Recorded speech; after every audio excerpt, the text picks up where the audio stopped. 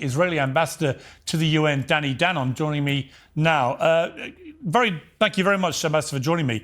Let me ask you first of all about something John Kirby, the US National Security Council spokesperson, said. He said, "We're saying this directly to our Israeli counterparts. We don't believe that escalating this military conflict is in their best interest." And he's talking, of course, about potential all-out war with Lebanon. What is your reaction to what Mr. Kirby said? First, thank you for having me, Piers. I agree. We don't want to see escalation, but I don't think we see any other solution. For 11 months, we have been so patient, waiting for diplomacy to bring results. And what we saw is only rockets and missiles. More than 240 Israelis were killed. And we have to remind the viewers, it all started on October 8th, when we were under attack from the south, from Hamas, and Hezbollah wanted to show solidarity, and that's why they're sending those rockets and missiles. So I think the time is now to push back Hezbollah from the fence, and it will be done either with diplomacy, which is not working, unfortunately, or with sending a clear message to Hezbollah, stop it. We don't want to see full war, we don't want to see escalation, but we are determined to allow the Israelis who fled their homes to come back to their communities. I mean, in the last few days, we've seen over 30 people killed by the exploding pagers and walkie-talkies and other devices. There is a raging debate, as you know, about the legality of that because of the proximity to many of the exploding devices of civilians.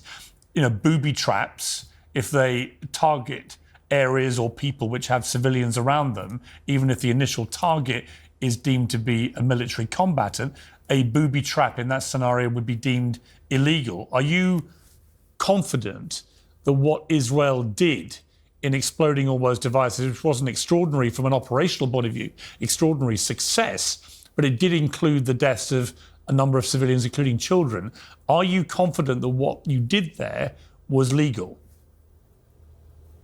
So we are not commenting about this specific attack, but I will tell you that when you look at what we are doing, we are targeting terrorists, period. We use advanced technology to attack those who are involved with terror. Sometimes when they hide behind civilians or they function in civilian areas, you have casualties, but we try to minimize them, and according to international law. But that's hypocrisy, because what you have just brought up, I heard it at the UN also in the last few days, but where were all those experts when we had hundreds of rockets and missiles that were targeting Israelis? I want to remind you that there was children playing soccer. So, we're doing the opposite. We don't intend to attack civilians. And if it happens, we regret that. But our intention is to kill the terrorists. And I think we have proven that we are capable of using the technology to kill the bad guys. Exactly like the attack, we killed Akil, a notorious terrorist who was in charge of the killing of more than 200 American soldiers. So, yes, it was in a place where you had maybe civilians in the area, but it was a precise missile that got exactly to the place where those terrorists were plotting another attack against Israel. I mean, Volker Turk, who's the UN High Commissioner for Human Rights, told an emergency meeting of the UN Security Council on Friday, and I'm quoting him directly, "Weaponizing ordinary communication devices represents a new development in warfare. Targeting thousands of Lebanese people using pagers, two-way radios and electronic equipment without their knowledge is a violation of international human rights law." So you have there the UN High Commissioner for Human Rights directly saying that what happened is a war crime.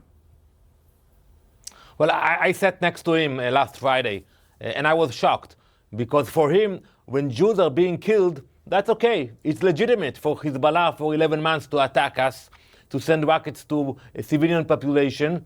But when we actually take measures against terrorists, all of a sudden he speaks about human rights. Piers, the days when Jews were massacred without consequences are over now. We are fed up. Enough. Now we are protecting ourselves. After what happened to us on October 7th and the brutality of the attacks from Hezbollah, we will not sit idly by and wait for human rights experts of the UN to tell us what we can do or what we cannot do. We are defending ourselves, period. The attack on October 7th was unprovoked. The attacks of Hezbollah against us There was no provocation from our side. And I think the pressure should be on the Lebanese government to take action now against Hezbollah and to reach some kind of agreement that will push them back from our border. I mean, it's been reported that 274 people, I think, so far, and that total's been rising fast in the last few hours, have been killed today alone from Israeli airstrikes into Lebanon. That's a lot of people. Are you confident again that these are all Hezbollah terrorists, or could there be a large number of civilians who've been killed in this series of airstrikes? We are targeting terrorists. We have good intelligence. But let me be clear. If somebody today in Lebanon is watching our show now, and he knows that he has a rocket launcher in his basement, he should take his belonging and move to the north. He shouldn't stay next to the rocket launcher, because we will attack those launchers. So in many places that we know that Hezbollah is placing their ammunition next to civilians, or even inside the homes of civilians, we encourage those civilians not to stay there. We are not targeting civilians, we are targeting military targets of Hezbollah.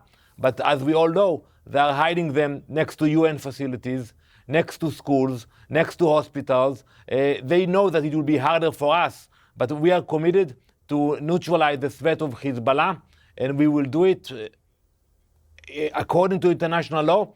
But we have to realize that the civilians, if they have the chance, they should move away from this region.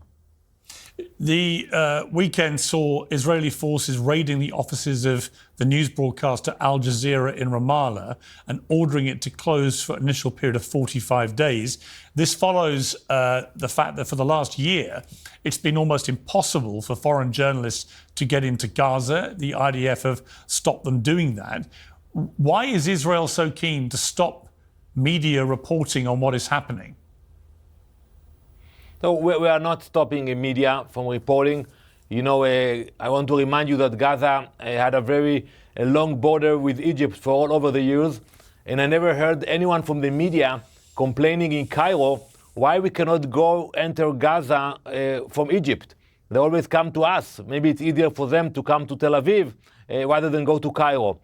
But now Gaza is a war zone. We are fighting in Gaza, and we allow media to come in when they coordinate it with the military, when we know that we can protect them. We don't want them to be traveling all over. Then God forbid somebody will be hurt. And you can imagine the headlines if somebody from the media will be, God forbid, will be killed. Well, yeah, but the point is, Ambassador, that these journalists, they're foreign correspondents. I know many of them myself. They're extremely experienced. They've covered many war zones. They're perfectly prepared to take that risk to their own lives to report what's happening there. But it's the fact that Israel has gone to such strenuous lengths to stop international journalists covering the war on the ground in Gaza has led many people to believe that the reason you don't want them there is that you don't want them to see what's really going on. So my response to you would be, well, if you're comfortable about letting journalists go in, let them in. Let them do their jobs and let people on the outside see what's really happening and make their own minds up. Piers, let's be realistic and honest about it. Everybody knows exactly what's happening in Gaza. All the major networks, they have locals that are reporting every day from Gaza, and they send the material to all the networks. Yes, you know, I'm sure there are some reporters who want to go by themselves, but today we are not in a position of allowing reporters and officials, you know, even President Abbas said he wants to go to Gaza. We are not starting to coordinate visits of groups into Gaza today. We are fighting terrorists. We are moving ahead. We are close of achieving the goals of the war. Why have you shut down Al Jazeera's studio in Ramallah on the West Bank? That's not in Gaza. So, why have you shut that down? So we gathered the intelligence about incitement, and now there will be an evaluation period of 45 days to see what actually happened there. There will be an inquiry. But once we gathered enough intelligence and our legal experts told us, yes, there is a base for incitement, we decided that during time of war, we should not allow that incitement to continue. But with all respect, Ambassador, what gives Israel the right to do that? It's the West Bank. This is not in the middle of Israel. What gives you the right to decide whether Al Jazeera operates from Ramallah or not? So according to international law, we have standing there. Even those who are against us can agree that it's a disputed area. And when we are fighting terrorists, and today Iran trying to flood Judea and Samaria with explosives and weapons, so if you have somebody who's promoting terror and attacks against Jews, I don't think we should sit and wait to see what happened. You know, we did it maybe before October 7th, but not anymore. Now when we see a threat, we will take the right measures to protect ourselves. But some would say that when you say that Al Jazeera is inciting, that actually what is really happening is they are reporting uncomfortable information for Israel that you would rather suppress. And again, it comes back to the apparent keenness of Israel to suppress press freedom and media freedom, to operate freely without being controlled in this way. I'm not sure that you should have that right to shut down television networks. I hear so many people who care about freedom of speech, but you know, I'm proud of the freedoms that you have in Israel. We are the strongest democracy in the Middle East for sure, and we can compete with many other democracies also all around the world. And according to all the indexes, you know, we're in a good place of freedom of speech and democracy, and it will continue to be that case. But sometimes you have a line, and the line is between reporting and inciting. And if you have reporters who actually incite against the Jewish communities in Judea and Samaria, or against our troops who defending those communities, that's a line we should not allow to be crossed. And that's exactly what we are doing. There is freedom of speech. You have many outlets, but once we feel that there is incitement, we are now examining it, and maybe in 45 days it will be released or reopened or not. There is a belief that Prime Minister Netanyahu is just continuing, not just with the war in Gaza, but also now planning a major new war in Lebanon because it suits him politically, that he knows when this is over, all the polls suggest he'll be out of a job. He's also facing personal corruption charges. What can you say to reassure people that there is not another agenda going on here where Benjamin Netanyahu and some very right-wing members of his cabinet are just engaged in what seems to be endless warfare with no apparent end game? You know, you've leveled Gaza. No one seems to know what on earth happens after that when this is over. You're now threatening to level large swathes of Lebanon as well to get rid of Hezbollah. Where does this end? And how does it make Israel a more secure country by doing what you're doing? Well, I think it's a baseless assumption. Even if you had a different prime minister today or a different government, you would have looked at the facts. And the facts are that in Gaza today, we have 101 hostages. We are committed to bring them back home. You know, I'm meeting the families today during the high-level week. We're going to see dignitaries. You know, I don't expect those European leaders to actually bring the hostages back. It will not happen. We will have to do it ourselves. So I think it's the moral responsibility of the Israeli government to finish the job, eliminate Hamas, and bring the hostages. And same with Lebanon.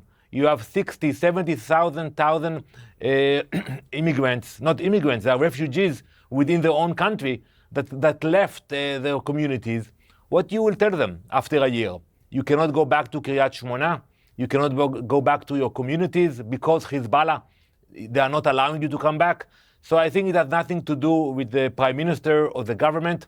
It's about our enemies who are trying to isolate us, destroy us, and we have to fight back. You know, we wish that we will be able to celebrate the Jewish holidays peacefully. No one wants to send, and I can tell you from personal experience, his son to the military to fight those wars.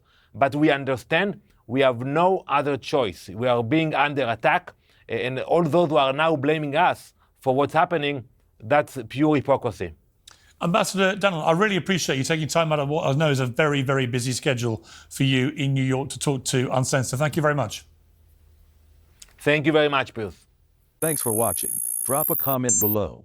Don't forget to like, share, and hit subscribe to stay updated with our latest content. Until next time, stay informed and inspired. This is Dejobnik signing off.